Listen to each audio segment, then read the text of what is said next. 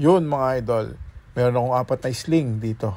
Pakainin natin. First time kong susubuan. Tingnan natin kung kaya nun mag-take down. Ito mas maliit sa munggo, parang takot siya.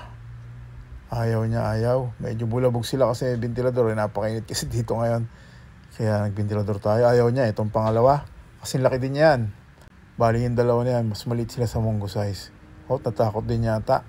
Isa pa, uy, hindi. Mga idol, nagpaduday lang. Mapakabagsik pala. Okay na to isang to. Mukhang pwede ng panghanap buhay to Alright. Bumibilot na Yun. Kaso nakapakat yung lesser worm doon sa ating tweezer. Ang hirap tanggalin. Yan. Okay, pangatlong mga idol. Ito mas malaki naman to sa munggo size. Yan. Tingnan din natin kung kakana. Lesser worm pa rin. Pakakain natin. O yung microworm tinatawag ni iba.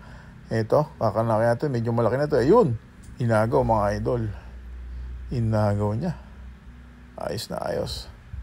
Yun, kumain yung dalawa. Yung una, hindi Ayan, mas malaki sa munggo. Kita nyo naman diferensya. Ito, mas malaki na rin ng konti ito. Palapit na yan sa sinasabi nilang tangkal. Tangkal ng Japanji. Bali sa 4 siya, pinakamalaki. Try din natin. Mas malaking lesser worm yung nilagay ko sa kanya. Para medyo bagay sa katawan niya. Uy, pero ayaw. Di bali, iiwanan ko na lang sa kanya yung lesser worm para mamayang gabi na lang niya madali.